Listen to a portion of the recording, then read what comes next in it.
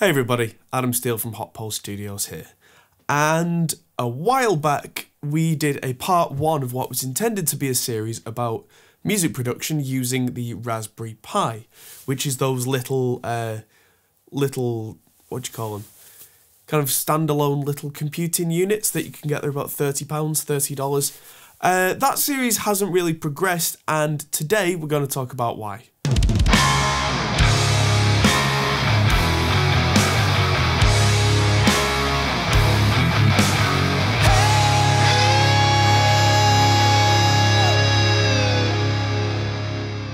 So this video is going to end up being quite a long one because I've been intending to do follow-ups on the Raspberry Pi production. I got as far as installing Raspbian on there and installing Reaper on there, and that worked perfectly well.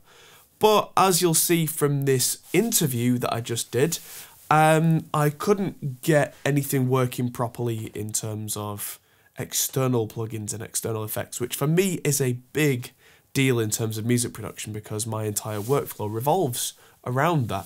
So this is a nice young man called James who is doing a study at university about low power computing, and so he interviewed me about that and we captured that, and so this is the long format version of that interview. So like I say, it's a bit long, so apologies, it's a little bit rambly and I do get off topic, but hopefully it'll give you some insight into why we probably won't be doing much more with the Raspberry Pi series. So, on we go.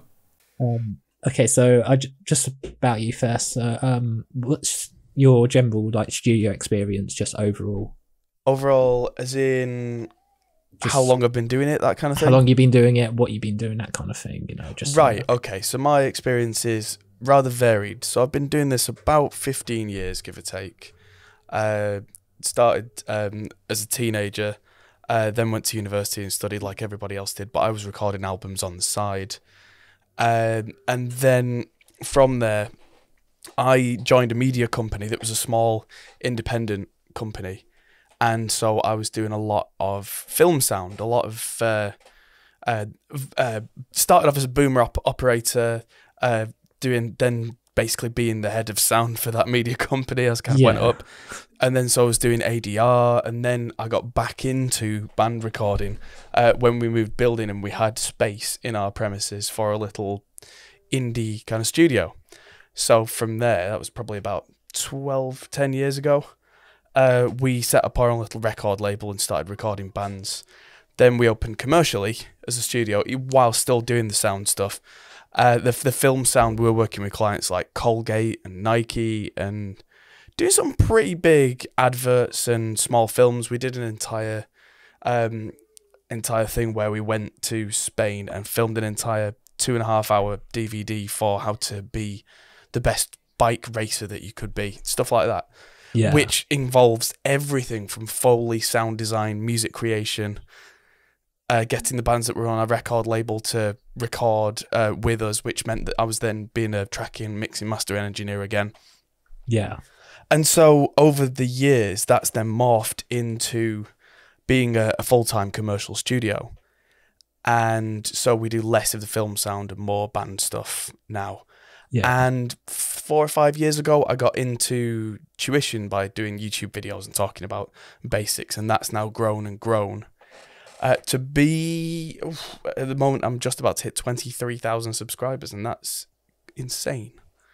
It's crazy. Yeah. But that first year, we struggled to get 500, and then that just, over time, you just keep going or you quit, and we didn't quit. I've always heard that the first 1,000's the hardest. Well, statistically speaking, it is, because you're just in the static, you're in the white noise. Nobody knows who you are, so why are they going to watch your videos? And it's not just people watching your videos, it's the algorithm of YouTube going, well, why should I put their video in the recommended list above anybody else? Yeah.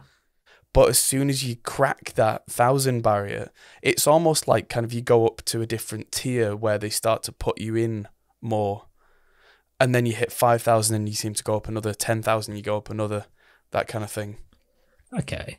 How long have you been doing YouTube, like, properly, sort of? pushing with that. I was in you taking it say? seriously, as in aiming for it to be a full-time thing. 2 years, 2.5 years.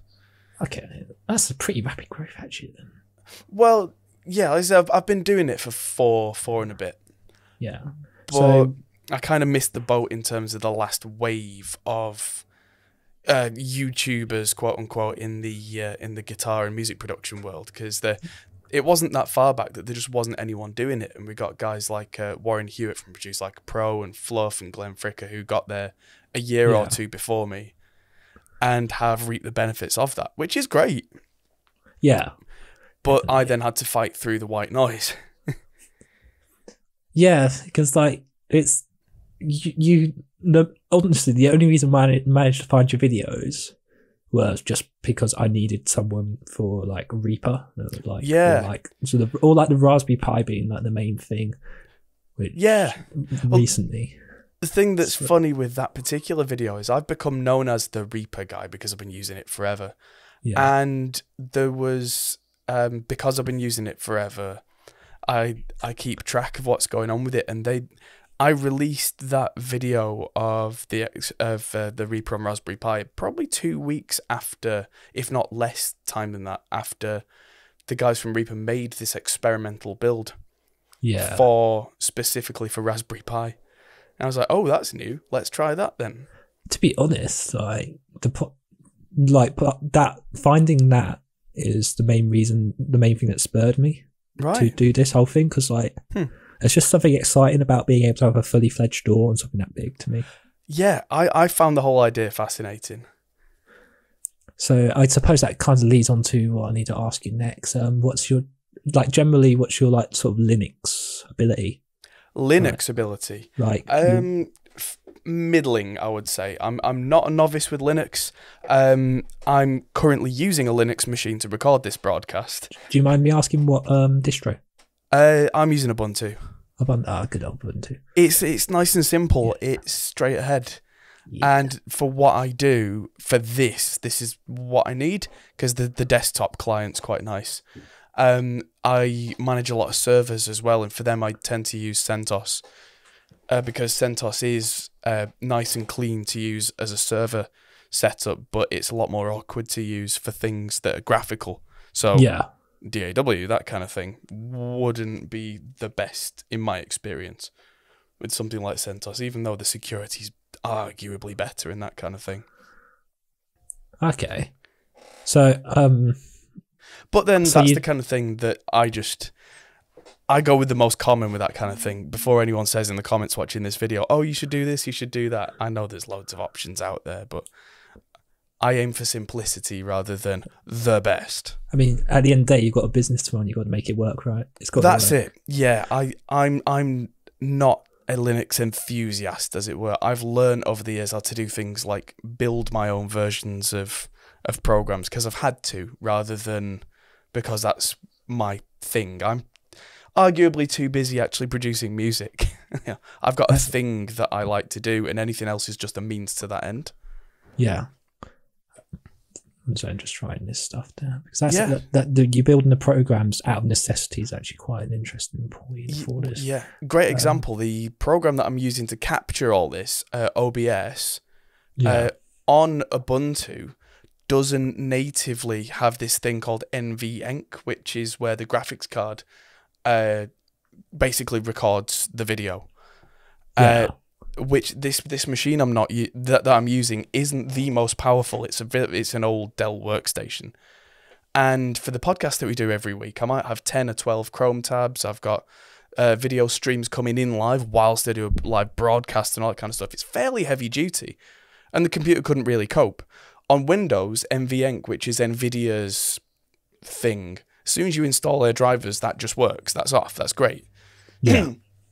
On Linux, that's not enabled by default, so I had to do some research and then find out how you do that.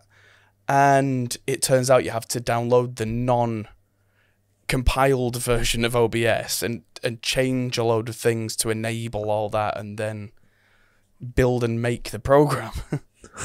So it was a good couple of hours of intense Googling when things failed and wouldn't work and went wrong, but It's just kind of a rudimentary knowledge of how a terminal works and just persistence.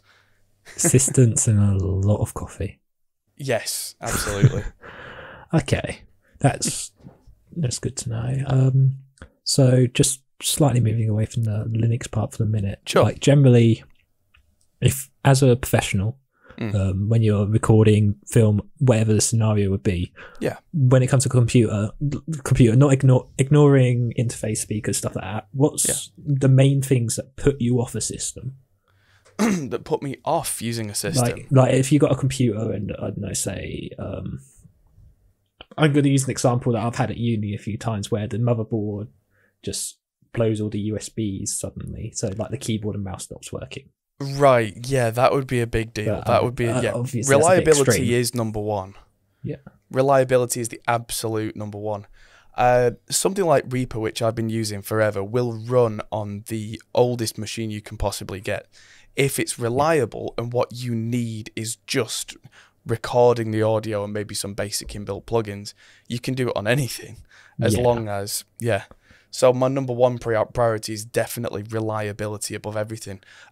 It doesn't even matter about the specs of the computer until we start getting into advanced mixing with modern third-party plugins.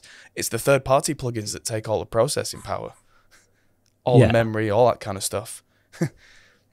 Puts the CPU through its paces. Absolutely. And as third-party plugins get more and more intense, as they get more quote-unquote realistic, that's why I have to keep pace with more modern computer builds. It's not the DAW itself. It's very much what I want to do inside it.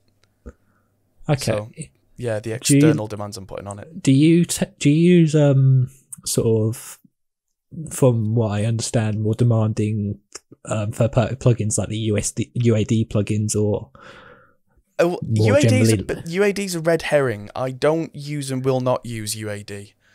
UAD doesn't run on the main CPU. UAD is all kind of externally processed. Yeah. And it's a closed ecosystem, and as a result, I flatly refuse to be involved in that ecosystem, because then portability's out. And portability is a big deal for me. That I work across several machines because of my circumstances. I live a good 45 minutes drive away from the studio, and I've got a young baby daughter, so I can't always just go to the studio on a whim if I need to mix, or if I get an email from a band that says they need a quick recall. That might be, we love the mix, but can you change the snare by a dB or something like that? Something that could be relatively simple if you've got the computer next to you, but wouldn't be simple if you live an hour and a half round trip. So I need everything to be fully native, so that I've got a laptop where I can just load the project up and it will work exactly the same without that external factor. I don't need to then carry around separate processing hardware. I don't need to do any of that kind of stuff. Yeah. So would you say you use Reaper for that reason then? Yes, to an extent. I do use Reaper because it works on pretty much anything. And that's a big plus. Funnily enough, I'm using using Reaper on this machine that I'm on, this Linux machine.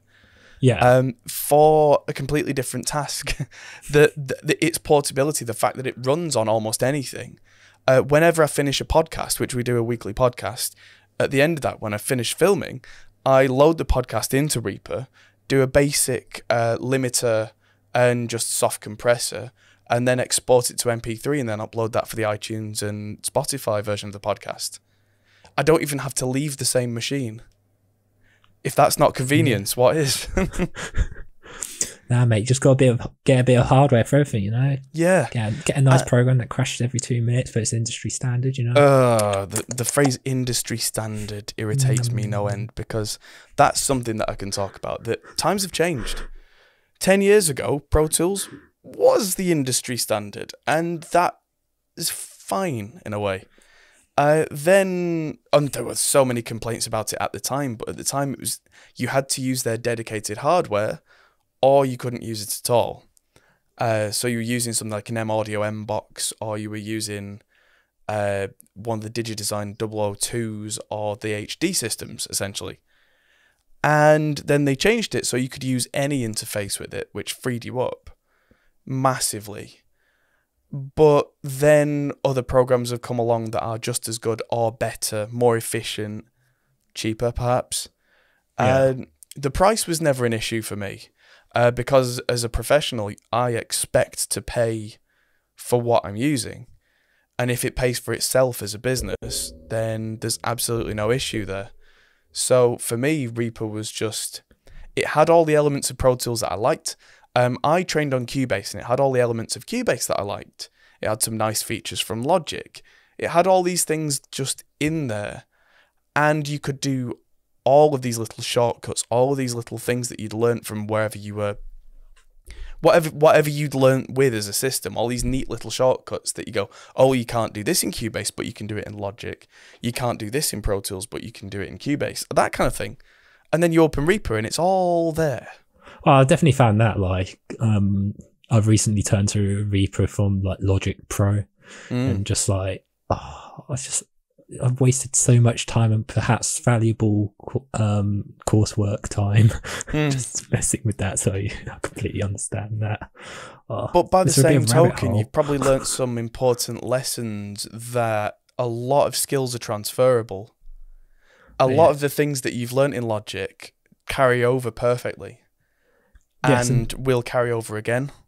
Also, it's kind of forcing me to be DAW agnostic. Yes, like, that's bringing my original point of from Pro Tools was the standard 10 years ago. It's not now, because there are 4 or 5 or even more major DAWs that are all very usable and have great features. So you can't just expect a producer or a studio to use one piece of software anymore. Yeah. Which also means the de facto standard, if I was to send a project to another producer or a mix engineer, mastering engineer, I would absolutely not be expected to send them my project, because they're probably not going to have the exact same DAW as me. And even if they did, it might not be the same version. They probably aren't going to have exactly the same plugins as me, which has been a long-standing issue. Yeah. So you would be looking at consolidating or freezing all your tracks anyway. So the de facto standard has been, for a long time, whatever sample rate you're working in, wave files start to end from absolute 0 of the project to the end of the piece for every track. And then you zip them up, and internet speeds are so fast now, file size is no longer an issue. So I could send someone a 2-hour-long project of all the wave stems in a zip file, and they're very happy with that. And they drop that in whatever DAW they use and carry on. Awesome. And do their job. And nobody's upset, because there's no question of, well, why don't you use this software? Why don't you use that software? If you get the results that you needed in terms of well-recorded audio, nothing's clipping, everything's properly been tracked, or if you're the mastering engineer, everything's properly been mixed, there are no issues. So it now comes down to, what tool do you want to use to get the best results the fastest? Sorry, I've probably answered about 9 questions there. No worries, no. I'm just trying to make sure, because one of the things is I just need to bring it back to the actual project, because I realised we just started.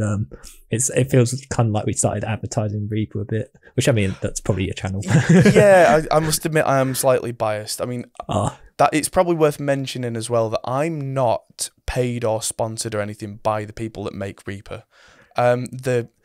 The more tutorials that I've made recently, I seem to have gained a notoriety for being a well-known Reaper user.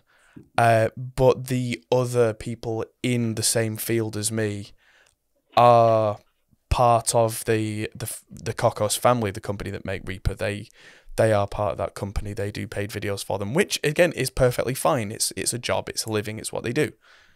But I'm not. So any preference I have for the software is through my own experiences, rather than any underlying possible reason.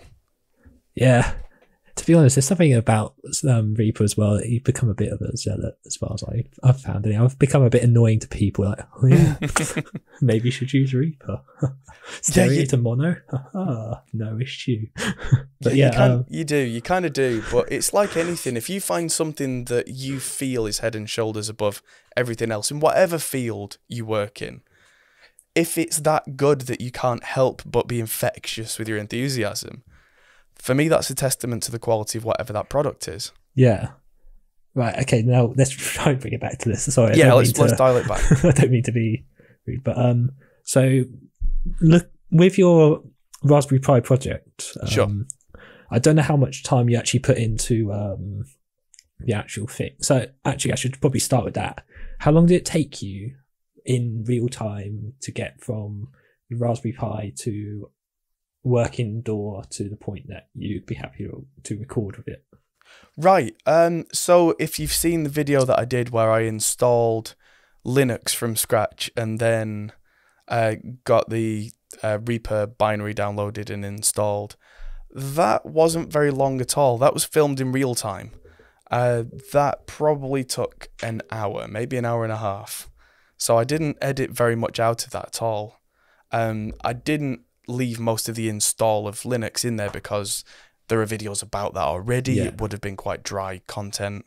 It wouldn't have been too relevant to what we do. But still, it didn't take very long at all because installing things like Debian on Raspberry Pi, there's a very, very easy indeed because of the micro SD card or SD card, depending on which version you use. You can just etch a file system onto there using a program called Etcher. You just plug it in, you turn it on, you go. Or you can do it the traditional way of doing an install. I think I did it as an install using Noobs, which is the Raspberry Pi basic software that they quite often come with. I'm trying to remember what that stands for. New out-of-box software, I think. That sounds about right. You know what? I'll take it. Do you know which version of Raspberry Pi it is, actually, out of curiosity? That one was a 3B. 3B, I think that's which at the time was the highest end one you could get. The 3B Plus hadn't been released yet. I mean, it's unconfirmed yet, but I think that's the one I'll be working with as well. Right. Have you made any not any changes under the hood to? Because I'm presuming that you're using Raspberry with, yes, judging by your video. That's right. Have you made any changes to sort of reduce overheads within the system or anything like that? I didn't feel like I needed to at that point, because Reaper itself is incredibly lightweight.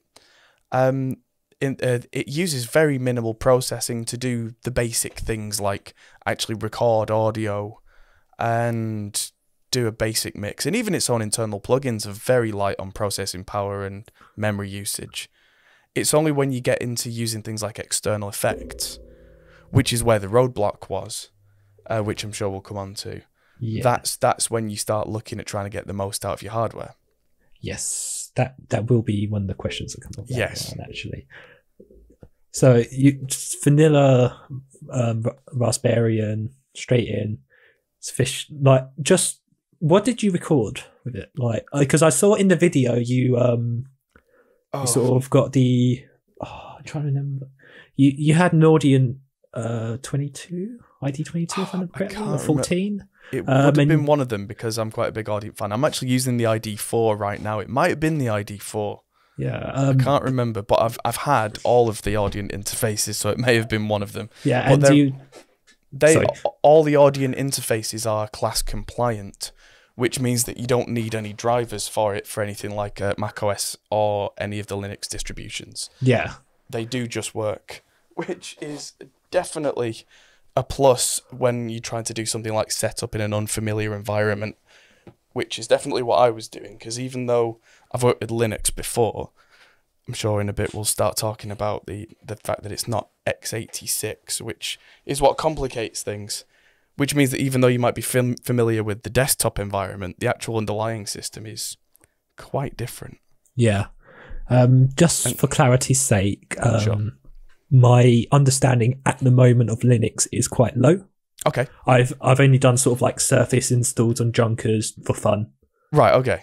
So there'll be, if there'll be, if you use certain terminology, I may not instantly get it. I'll get the general just for yeah, clarity's sake. If there's anything that you don't get, just say. I think I know. I think I get the general idea of System 86, but yeah, right. So this is probably the bit that's worth talking about, because this is where the roadblock kind of happened. Because generally speaking, desktop and laptop PCs that we use all use processors that are based on what's called x86. Yeah. So back in the day, Intel made the 8086 processor, then they made the 286, 386, 486, then the Pentiums, and everything since then has been kind of based on the same thing. Even though it's really, really, really, really more powerful now, the underlying way that they work is the same. And so even the 64-bit versions of that, which is a new one, they're called x86 64. And that's your run-of-the-mill desktop and laptop processors. That's what they do. The upside of those processors is they can do literally anything. They're very versatile. The downside is they use a lot of power. Yeah. And so that's where we come to things like Raspberry Pi, which uses an ARM processor. And ARM processors, and most, if not all, smartphones use ARM processors as well, are very, very simple. They don't have a large number of the instructions in them that an x86 processor can do, so they're not nearly as versatile. But they're designed with things like power usage, power management in mind, which is why a Raspberry Pi can run off USB power rather than 240-volt mains.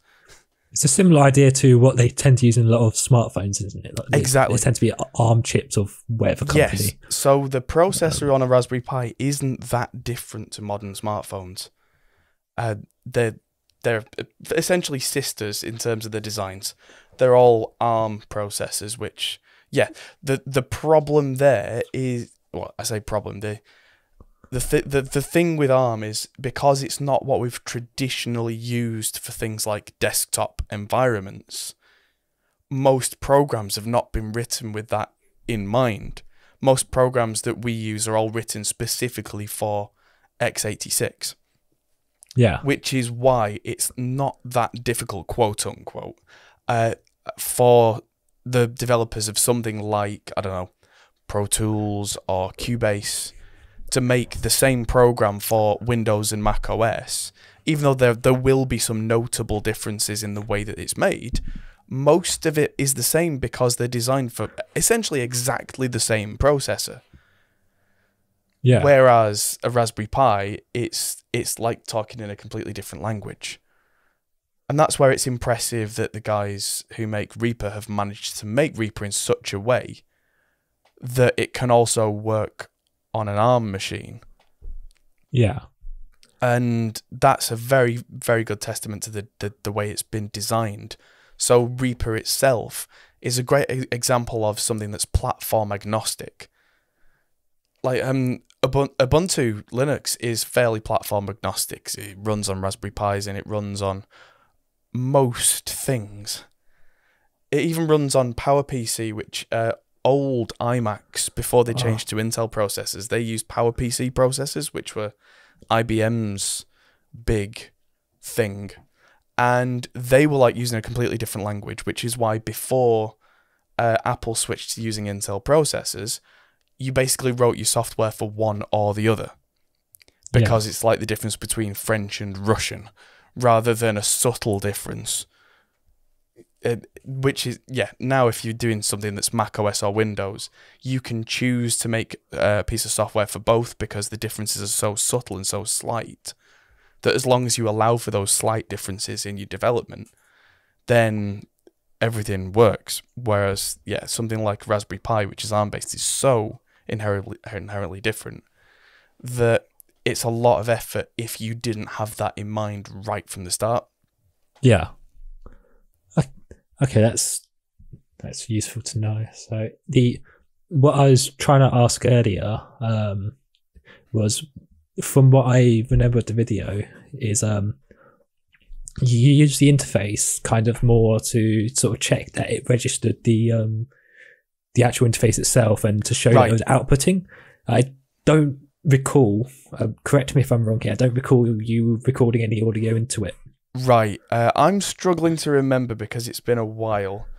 I think I recorded an acoustic guitar piece afterwards. The aim of me using the Raspberry Pi in the first place was that because it can be run entirely fanless, it can be a silent recording system. Yeah. So in a room where you wouldn't otherwise be able to record because of things like computer noise, you can record as many channels as can fit through a USB data stream.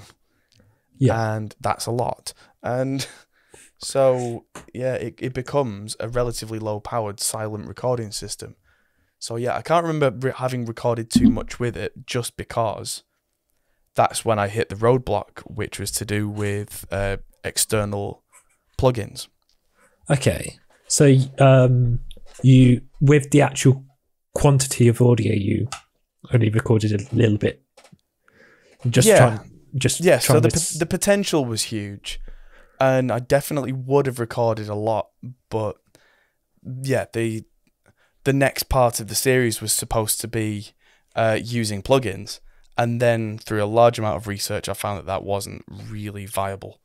So I've been coming back to it regularly to see if things have improved in that respect, and they haven't, which is why there hasn't been a part 2 of the series.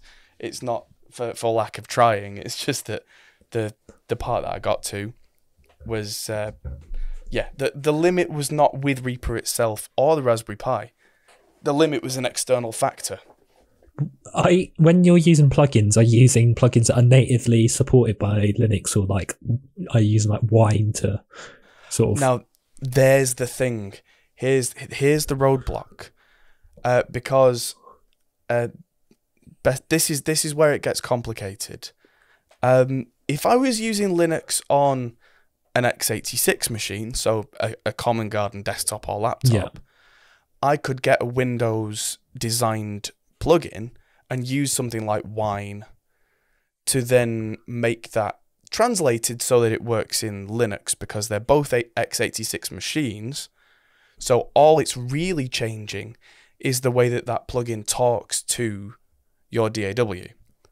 And it's still asking it to perform the same instructions, to make the same sound, to do the same changes, play back the same samples, whatever it is. With the Raspberry Pi, because it uses ARM and not x86, Wine doesn't actually do that. Wine can't convert from one type of processor to another. That's some really advanced problem, and there are very few ARM-based plugins. So that's where the problem was. Okay, that actually puts quite a massive blow into some of my comparisons. I'm glad I asked you that. Yes. So the inbuilt plugins in Reaper, all of Reaper's own stuff, worked perfectly fine because they'd taken that into account. They'd recompiled them to work on the ARM processors.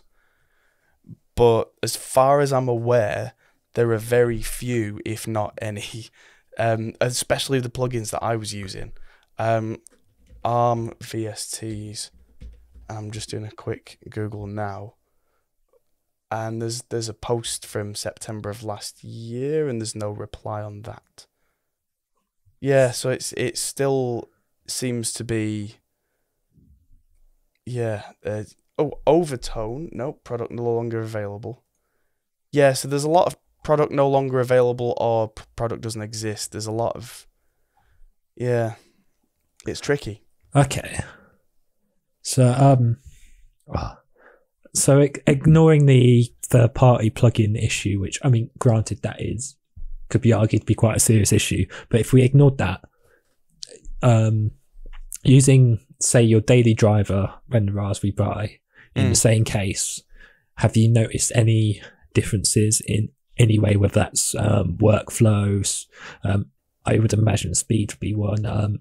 Whether there's any glitching in the sound, anything like that. No issues at all in that sense, because the way that Reaper's made, it's all made from a common code base, so everything is expected to work in such a way that each process is so efficient that it doesn't go anywhere near any kind of processor limits during day-to-day things like playing back audio, basic editing, mixing, which is why you can run it on a really old computer and everything's absolutely fine. So even on something that's relatively low power, like a Raspberry Pi, I never found any issues with basic recording and mixing.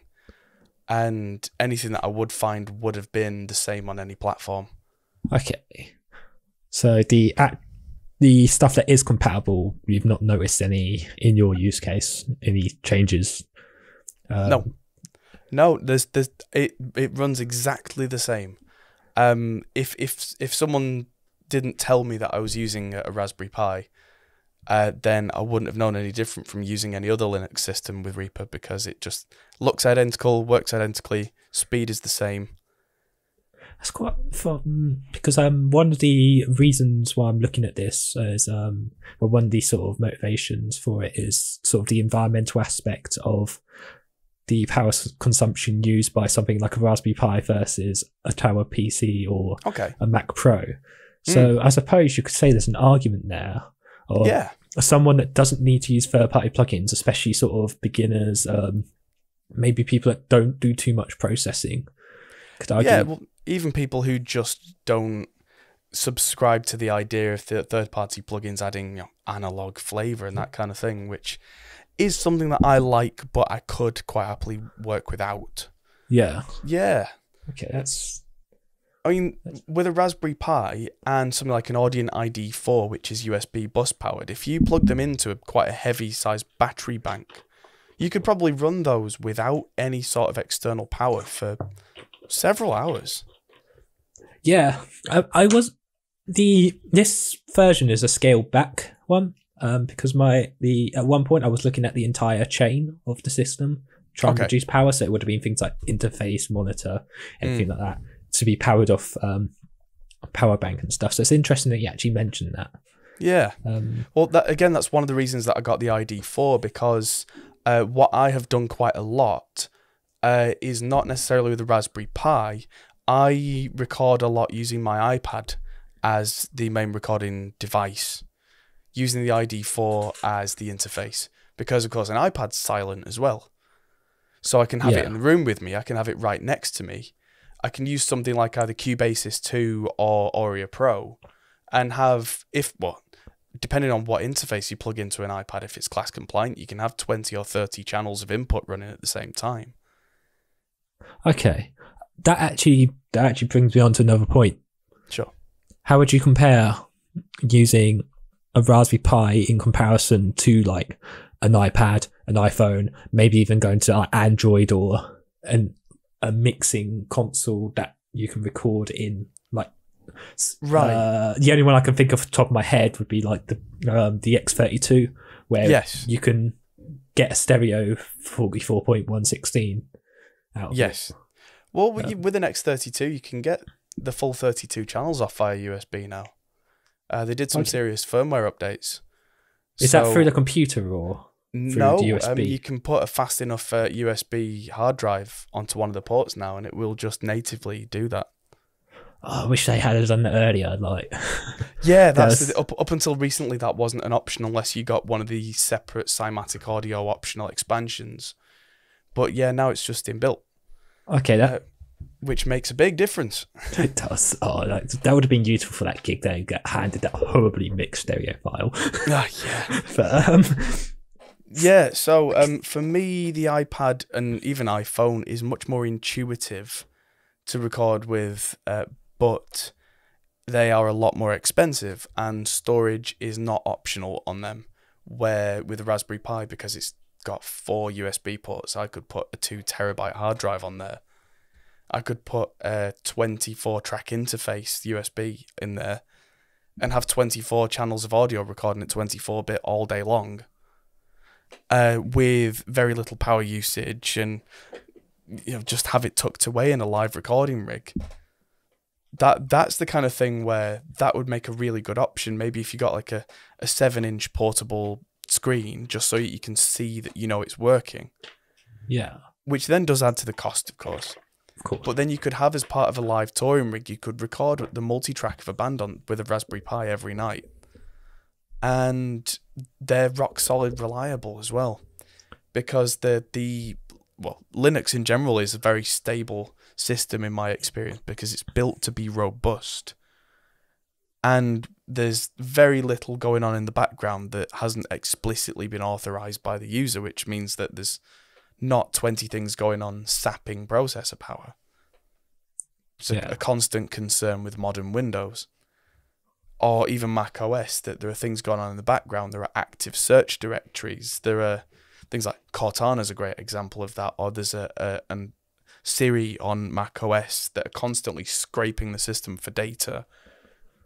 There's all sorts of things going on like that, which for a desktop environment for a home user could be quite nice and improve the experience. Whereas for professionals, it's just a drain on the resources that we've paid for. It's the whole argument of it's convenience whether you want it or not. Yes. So it's the manufacturers decided what's convenient for you.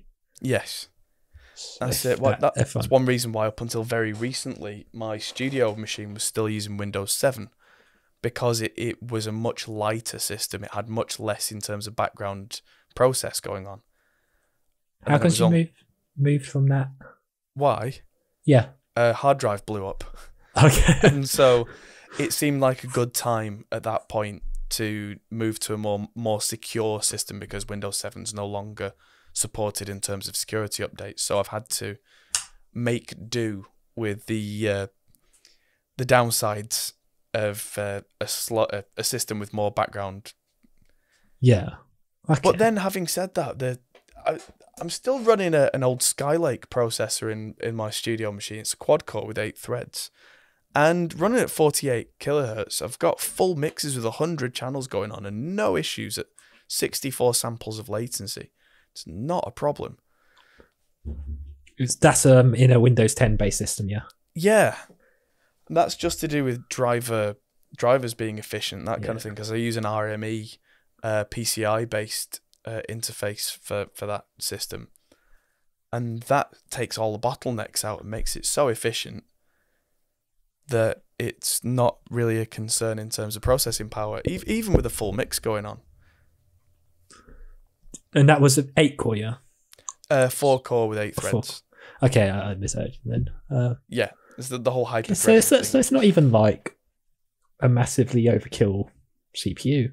No, I mean, it was the top of the range at the time for desktop machines. It was a 6700K. Yeah. But I've not felt the need to upgrade it in 4 years. Yeah. Because I'm not putting any more demand on it than I have been. Because bands aren't suddenly using twice as many channels in the last 5 years. Go on. Sorry, carry on. I thought you finished. Because I do work in kind of media as a whole. If I was using the same machine to edit high detail 4K video content, that would be struggling right now, and I would change it up for an 8-core or 12-core processor with beefy graphics card. But for audio, the demand on processor usage isn't that high. The demand is latency based. The demand is getting the information in and out as fast as possible, which people think that relates to the overall performance of a processor. It doesn't. That actually comes down to the efficiency of the entire holistic system start to finish, which includes things like, if you're using a USB interface, the latency of the actual USB chip on the computer, and then the driver quality for that interface and how that then interacts with Windows or Mac OS. And that kind of thing adds a massive amount of processing overhead, quote unquote, before we've even talked about the CPU. If you can clear a lot of that away, it's not the computer itself that was the burden, it was everything else. Okay, so generally speaking, I forgot where I was going with that. Sorry. So I'm going to presume that within the time that you've had this Skylake CPU, you haven't decided to go from 44.1 or 48 to 92, 192. That's right. Onwards. If anything, I've gone the other way, and that's a whole different conversation. I was recording in 96 for a while, and I decided to go back to 48 because I've come to realise that most of my projects get released on platforms that run at 48 or below. And the converters in my equipment are so much better than they've ever been. Software anti-aliasing and resampling algorithms are far better than they've ever been, to the point where the difference to my ears is now practically none, whereas when I started 15 years ago, it really was a night and day argument. Yeah. Because oversampling wasn't nearly as high quality as it is in most plugins and processes now. So you, at the time, you really could hear the difference. But then everything's come a long way. Okay. I'm just trying to read through it. My right is absolutely atrocious. Right. Right. I don't imagine you've probably had this, seeing as you use bus compliant, but with drivers for any device that isn't bus compliant, have you come across any of that at all? Yes, the RME device that I use, the Radat, that's all driver based. That's not class compliant. How have you gone about? Have you managed to get that working with the Pi, or has that? No, that's not possible because it's PCI Express bus, which Raspberry Pi doesn't have. I don't think I have any interfaces that aren't class compliant anymore, which is something that's, again, an industry shift. 10 years ago or so, you were lucky if a device was class compliant because every company just wrote their own drivers.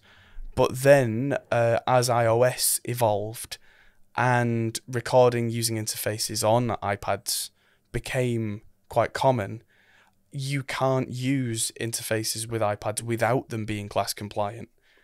So pretty much anything made from 9 or 10 years ago to now, you can expect them to work in either just by default as class compliant or in a class compliant mode. Yeah.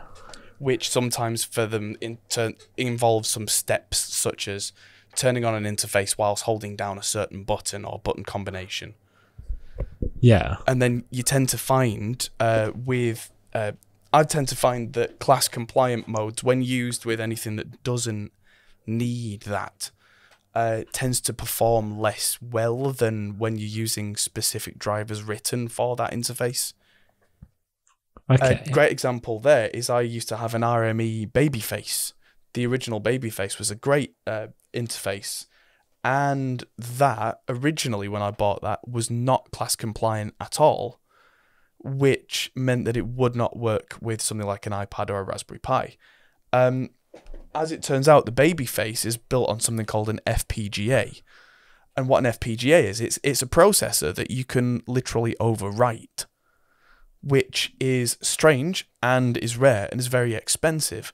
But this is RME, and RME's interfaces are quite expensive for reasons like that they build in future-proofing. So with a firmware update, it completely changed the way that the processor in their interface worked. So there could be a class compliant mode. So that then you could turn it on and hold a button down, and suddenly it could work with iPads, Raspberry Pis, and anything. Okay, so you haven't had to like essentially sort of make a driver or find someone like some random forum where it's like, no, I think that's probably something that would cause trouble, as it were, that drivers for any new interface, you reasonably should be expecting the manufacturer to make them, really. And yeah, anything that's been made recently really should be class compliant, which means that you shouldn't need to find a driver. Yeah, because I know that with the interfaces that I have access to, they are not class compliant for anything that's, in fact, none of them are class compliant other than the I have this Behringer interface that just sounds like the preamps just sound bad. Yes, Like, is it one of the Euphorias? Yeah, I got it for like a tenner at Cash Converters because I just needed something. Yeah, I've got one of those in a box somewhere. I was supposed to do a video on it about using the cheapest interface I could get, but I've just not got around to that yet. It's not even worth it as far as I'm concerned. Well, that's a great example of Behringer have not written drivers for it specifically. Yeah. That interface, the little Euphoria, is only class compliant. So there is no ACO driver or anything like that. ACO being the protocol that Windows DAWs use. Yeah. That doesn't exist. On the Behringer website, it says use ACO for all, which is this kind of almost homebrew piece of software that makes class compliant devices talk to programs that use ACO like Pro Tools or Cubase or Reaper. Yeah. An ACO for all, the performance is less good than using dedicated drivers, but it does provide some functionality if that's what you need. If you literally just need it to work and you're not concerned with it being really good in terms of low latency performance, you can get it to turn on and do something. Yeah, because one of the things that's been an issue, and I think I need to investigate with you bringing up about the X86. And yeah, anyone in the audience that wants to call me an idiot, hey. But the only interface I could find with like access to uni on my own ones was a Focusrite Scarlett 18i10. Okay. But the only way I could find drivers to work for Linux was literally just like a forum, Linux musicians.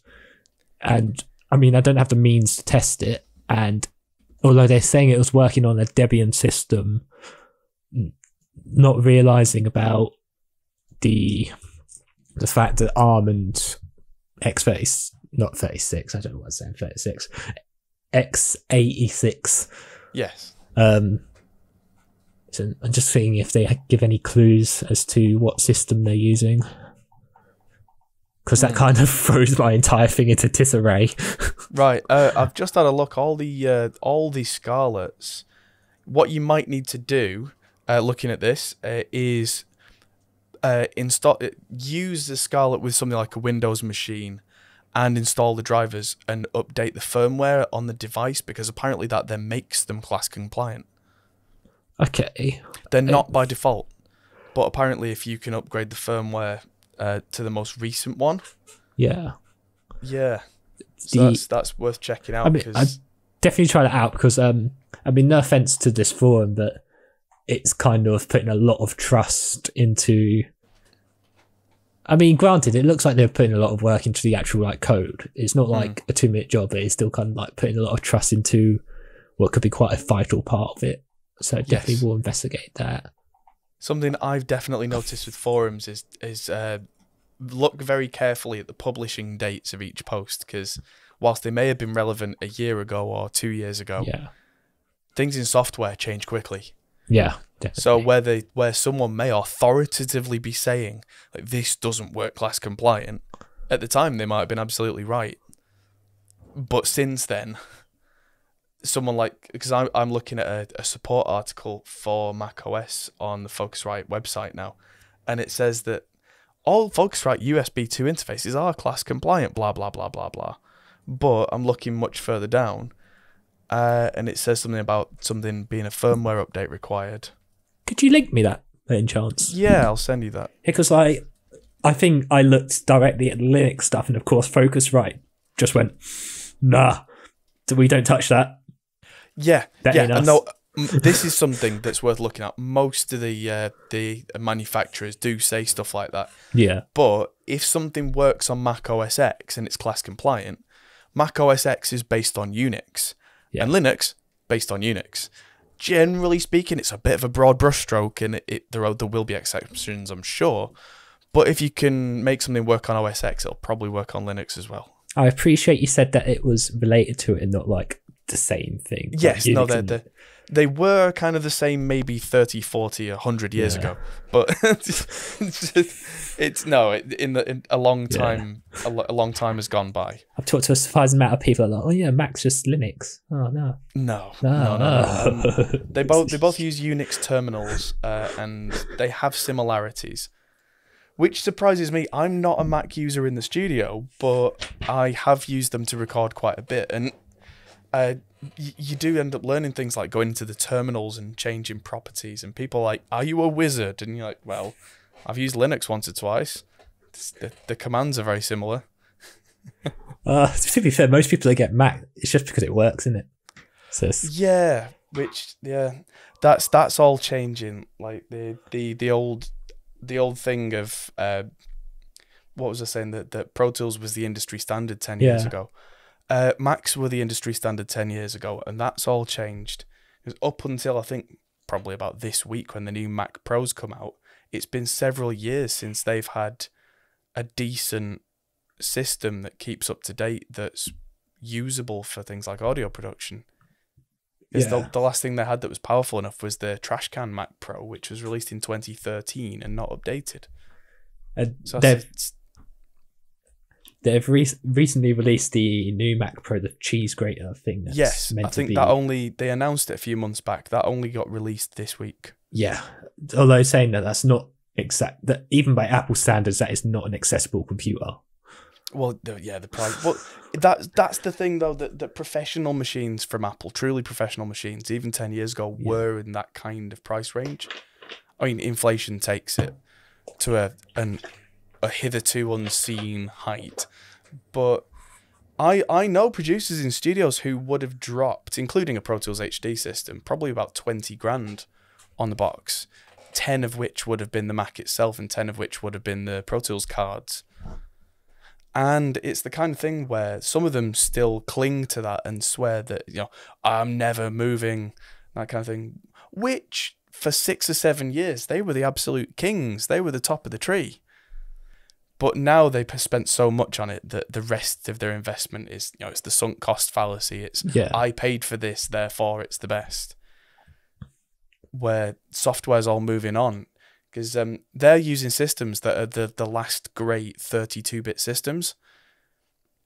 And as powerful as they were, nobody supports 32-bit anymore, largely speaking, because it's a pain to compile for, because any 32-bit system has 3-point-something gigabytes of RAM as a limit. And no one that I know has a machine with less than 4 gigabytes of RAM in 2019, which means that everybody's running 64-bit. Yeah, because I think if the latest Mac OS update, Catalina, if I remember correctly, does not support 32-bit at all. That's it. Because I remember reading that, annoying some people.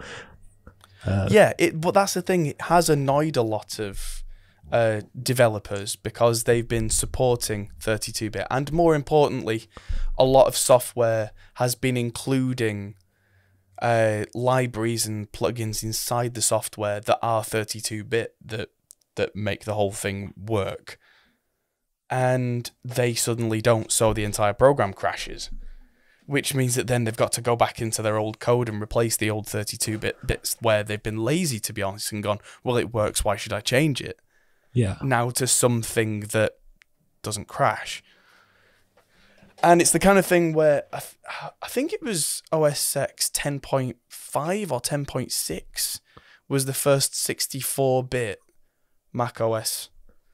And so we're nearly 10 versions down the line now of it being a 64-bit system. So it does raise the question, why are developers even using 32-bit software 10 versions down the line? Sounds warmer.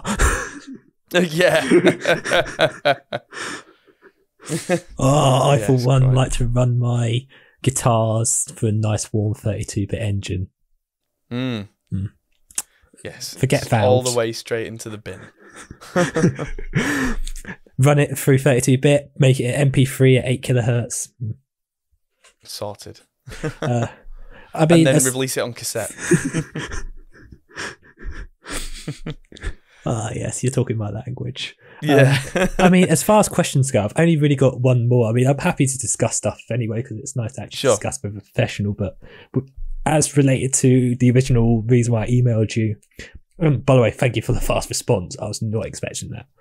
No problem. But basically, as a professional and business owner, when you're looking at a system, just like the computer part of the system, how important is the sort of the actual power consumption of the system to you, whether in cost or if you're more climate conscious, maybe? Yeah, good question. And the honest answer is it's not nearly as much of a factor as you might think. I'm quite tech aware, and I know that even the most powerful computer system that I'd use might only use 400 or 500 watts under load. Now, if ever you've been to a big recording studio that's got a multi-channel vintage analog desk, without hyperbole, you can warm your hands on them. They use so much power and are so inefficient. We're talking thousands upon thousands of watts. Generally, they're not plugged into a 13 amp socket. They're plugged in straight to one of those big 16 or 30 amp connections. They draw so much power comparatively that it makes the computer look like it may as well be battery operated. Yeah. I am quite power conscious in my studio. I think my computer uses a 300 watts maximum. All the lighting's LED. I use a few preamp units, but I tend not to use too much high power stuff because I pay the electric bill. But for most of the time, it's relatively inconsequential because, again, relatively speaking, I mean, using any amount of power is not great for the environment, but modern computers are more and more power efficient for what they do, which is only a good thing. I've got a computer that's an old hand-me-down somewhere that's from 1991. And if I'm not using it and it's switched on, it uses about 150 watts. If I'm using it and it's on, it uses 150 watts. Because the power management at the time wasn't a thing. Whereas my studio computer now, if I've got a 100-track mix and I need to resample that during a render, so a really heavy load, that might be a 300 or 350 watt load. But as soon as I close Reaper, or if I'm just recording one track of voiceover, the entire system might be using 30 watts. Yeah.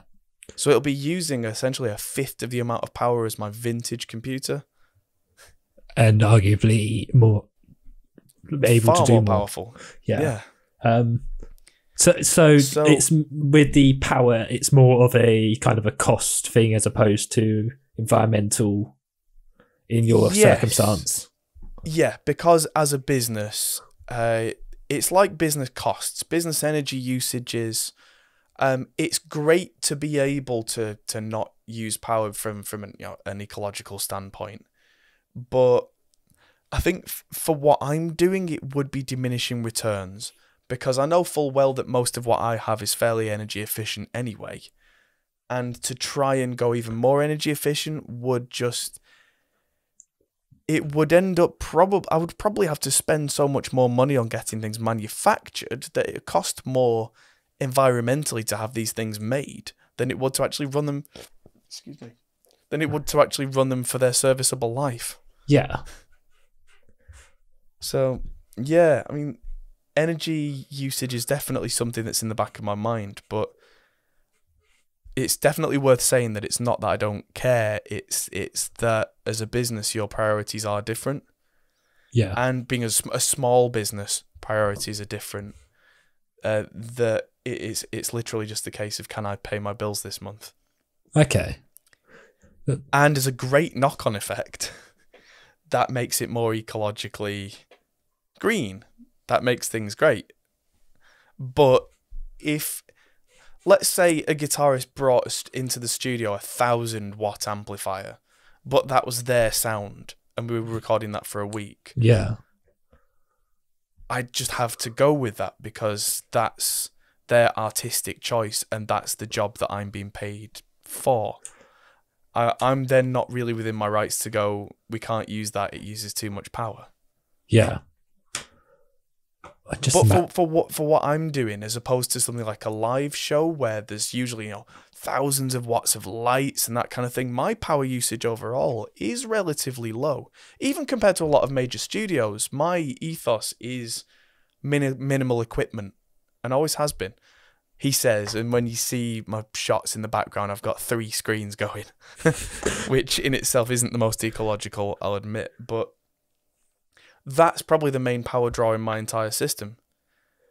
And even then, modern flat screens, use probably 40 watts maximum. Yeah, the displays, at least on like ARM-based systems, I know tend to be one of the bigger power draws. I don't know so much about monitors because, to be honest, I've been using a 2011 iMac pretty much the entire time I've been doing music, so I don't need to worry about a monitor. Not to say I don't look at computers and stuff. I love computers, and I do want. In a minute, I do want to know the specs of your computer, not for the work. Sure. I just want to because. yeah, why not? But I replaced the screens in the studio this year. I did a bit of a refurb, and I was surprised to find that I had 2 very old flat screens that were from kind of the dawn of the flat screen era, that I'd paid loads of money for way back when. I think I had a 15-inch one and a 19-inch one or something like that. And it turned out that the 2 new screens that I got between them used less power than one of the old screens. Was that sort of like... I'm trying to remember because I was quite young at that point. Is it sort of like early 2000s sort of plasma screen kind of idea, or was it that kind of thing where the lights in them were essentially just fluorescent light strips around the side, which is why the bezels were so big on older flat screens, because it essentially had like tube lights going round the corners, which is horrendously inefficient, but still far more efficient than the old cathode ray screens that came before them. Yeah. Oh, jeez. So it's been a gradual step, but most people see the big old box screens, then they see flat screens, and to them that's it. But new flat screens are so much more efficient just because of gradual production improvements and design improvements that a 10-year-old screen uses more than twice as much power as a new one. Yeah. Which just fascinated me that they could be that different. And yet the brightness and colour quality on the newer ones was better. Yeah, it's just a testament to how technologies move rather rapidly, as far as I'm concerned. Yeah, that's it. I mean, it's funny how business is ever growing and power consumption is ever growing, but somehow devices are all using less power each. Yeah, because there's not too much of a gap between you and I. I'm 24, coming up 25. You're 33. Okay, there's enough where it's but even like within my lifetime, I've definitely seen that progression of like the CRT to the. Maybe I wouldn't have been able to distinguish between like the plasma or whatever, but no, well that's point, that. But generally, you don't tend to notice the difference until you start picking them up, and you definitely need 2 solid hands on a traditional flat screen, and you can lift a new one up now with 2 fingers. Yeah, and it's just and even like taking away the energy thing, just like the general cost of them. Like you think, like I remember as a kid, like you'd have like one telly. I know that as that anyway, but like now in like family house, I don't personally watch TV anymore, for example, but since I moved out, but like in my family house, there's basically a telly in every room just because they're cheap. They're not. Well, that's it, isn't it? The panels come from places like Korea and Taiwan, I think it is, that are just churned out for so little money, and it's impressive. Yeah. Well, a part of me does wonder what the economical cost of that would be, of the amount they're having to churn out to make it cheap. But that's not what I'm covering, but it's interesting to think about nonetheless. It's worth talking about another time, perhaps. Yeah. My dude, what are your specs for your computer, man? Like, Right. I'm a bit of sad. I love this is for me. Yeah, okay. So, well, I've got a few computers that I use. So the studio computer, so my big one, is it's a little older now. So it's a Z170 motherboard. It's an Asus Maximus 7 Hero or an 8 Hero. I can't remember. I think Z170. So I think it's a Maximus 8 Hero. I can't keep up writing. I just sorry. No worries. This is where my nerdery comes in. That people are like, why would you remember that? Well, no. I completely understand. Like, that, like, because most numbers tend to mean something. Most numbers. Yeah, it's an entirely passive build, which means that it can be in the same room as me and it makes zero noise. Yeah. So it's got a 6700K in there with a passive cooler it's bigger than my head. It's a no-fan CR95. They don't make them anymore, which is a real shame. Not in the all-copper version that I got, anyway. It's got a Seasonic 500-watt fanless power supply. Yeah. I recently upgraded from a terabyte SATA SSD to a nice Samsung 970 Evo, the NVMe one. Oh, my word, that's fast. Like, I thought I knew fast, and then this thing's just next level. But that's the older, it was kind of an off-brand hard drive, and that's the one that blew up. So I went, right, okay, well, I'm spending the money, I'm doing it right. And you're on Team Blue, like sounds like using Intel-based machines. Funnily enough, I was at the time. If I was to buy a machine now, it would probably be an AMD machine. But this is 3 or 4 years ago. This is pre-Ryzen. Oh, yeah. Not much pre-Ryzen, but when I got the 6700K, yeah, the first Ryzen generation hadn't come out at the time. There's a computer right behind me right now, which is the old decommissioned stream computer that was an AMD FX 8350, and that drew power for fun and it was useless. I've heard a lot about their essential, like the older AMDs are like basically radiators. Like, yeah, well, that's because they did then what Intel are doing now is that they didn't have a new platform or a new system, so they just kept cranking it up and up and up and up in terms of performance by just throwing more power at it. Yeah, and more power means more heat. So you ended up with these 200+ watt power, processors from AMD that you could cook an egg on. And they still weren't as powerful as these 100-watt Intel machines. Have you had any experiences with newer AMD stuff? Just as yes, a friend of mine's got one of the new Ryzen 3000, I think it's a 3700X. It's ridiculous. How has it been for audio? Apparently it's been absolutely great. Because I don't know how much you know about the underlying way that the Intel versus AMD, that AMD actually own half the patents that Intel have to license to make their processors. They share designs. They're actually not nearly as competitive with each other as you'd think. Yeah. At the lower level, x86-64 is actually a technology owned by AMD. The Intel license, not the other way around. But then everything that's based on the original x86 is by Intel, so AMD license it. It becomes horrible in terms of complexity. But yeah, so coming back to single thread performance was always the worry with AMD, that something like mastering, for example. Mastering's a great example of where we need single core performance. Yeah. Because the way that DAW works at a core level is if you've got a track and you slap a ton of insert effects on there, it's got to process them one by one. Because if you think about it, it's got to go through one to the next one to the next one to the next one. Yeah. And it's got to do all of that within a certain number of clock cycles to get that back out to your interface so you can hear it before the next one. That's when single core performance comes in. When you've got something like 30 or 40 tracks in your mix, a well-designed DAW will go, well, this core can do these, this core can do these, this core can do these. And so multi-core performance becomes the more important thing. So what it's boiled down to up until recently is the best example's a heavy mix that's got loads of processing on the master bus as well, because then it comes back to single core performance again. Because no matter what your computer's got to do to the rest of the mix, it's still got to then throw all of that audio through your master bus processing before you hear it. Yeah. So the fastest core you have becomes the critical one, and that's why up until recently, Intel was the one that all the audio engineers swore by.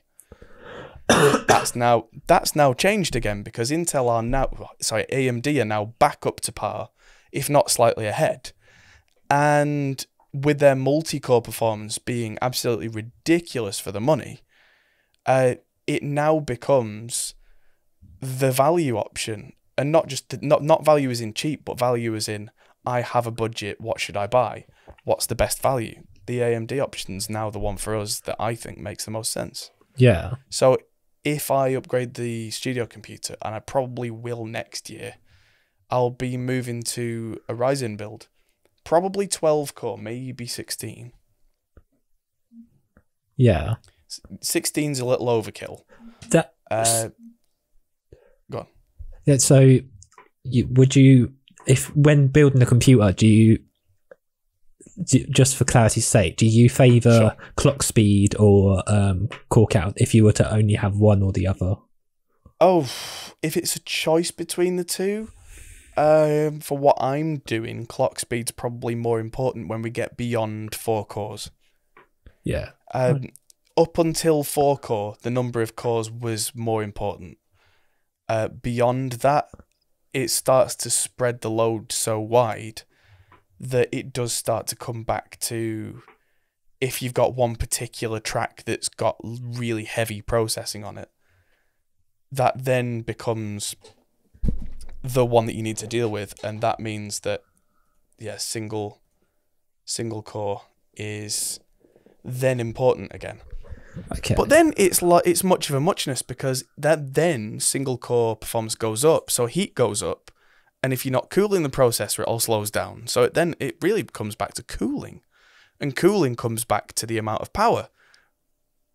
Yeah. Which comes back full circle to your entire thing about power usage. Yeah. So, I'd say I've lost Skype. There we are. Oh. So I was just trying to check something. Yeah, because I'm not gonna lie, I quite often what I do is I like to do a lot of theoretical build, like I theoretically build PC, and then it's like, no, I cry because I can't afford it. And I go back to my nearly decade-old computer. I still do that. I was trying to find an answer to that question. A lot of people, when I was trying to actually get an answer, would just be like, go for both. It's like, that's not what I'm asking. Go for both. If I had to budget for one, it was actually quite frustrating. Yeah, I would definitely say try and go for the best value that you can. Yeah. If there's, say, a slightly faster 8 core that was, I don't know, throw a complete pie in the sky number out, $400. Yeah. And a 12 core one that was very slightly slower for $450 or whatever it is, small difference, I'd go for the 12 core.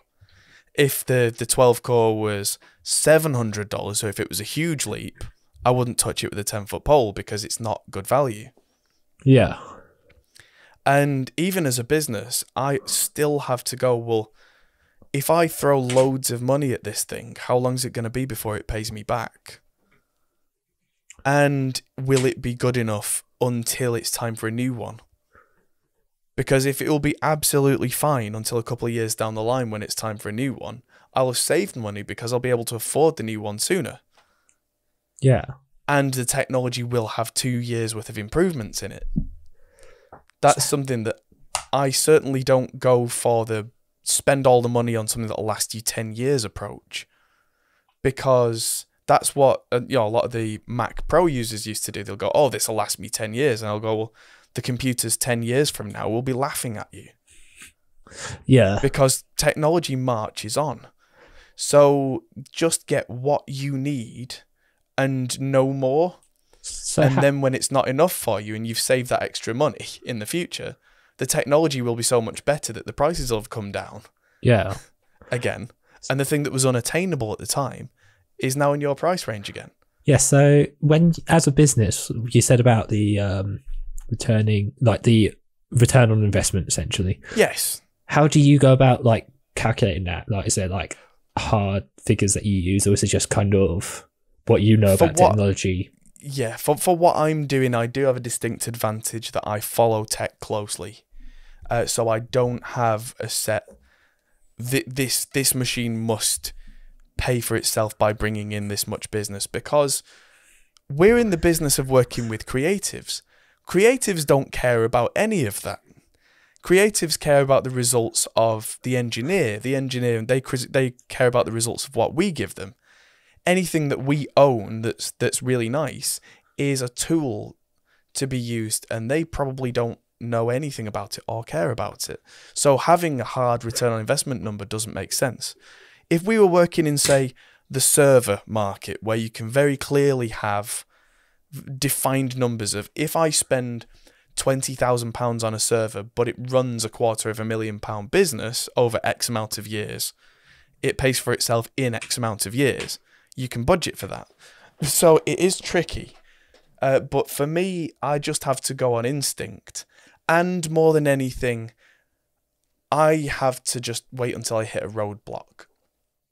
Which currently I'm not hitting any roadblocks. If I've got a full mix going with every plugin that I use, with some really heavy processing, I'm not getting the whole dropouts and pops and clicks thing at the moment. Because I've invested in external things like the PCI Express interface, which takes that problem away. I've invested in separate things like the external preamps and converters that give me the better sound, rather than spending on new computers that might make me feel better but wouldn't tangibly give me any improvement because I'm not already at capacity. Yeah. And that's the thing with audio especially, it's kind of about being at capacity. Where the other thing that I do, which is video editing, I could funnel lots of money into that and see a return on investment much faster, because then you get into things like render times. And if your render time goes from 8 hours to 1 hour, and your render times are directly affecting your productivity, when things directly affect your productivity, then you can put a definite number on the amount that you would be earning if you had availability. Which, yeah, if that's not the way that DAWs work. DAWs, in my experience, they're either working flawlessly or they're not. So you've never experienced like between systems, one system bouncing a track quicker than another or anything like that? I have, definitely. But when you're bouncing a track, that tends to be the smallest part of the session. Yeah. That's, if I'm bouncing a 3 or 4 minute song, it might take between 2 and 6 minutes to render. 6 minutes on a very slow system, 2 minutes on a faster one, just as a ballpark figure. I can live with 6 minutes. I'll probably talk to the client.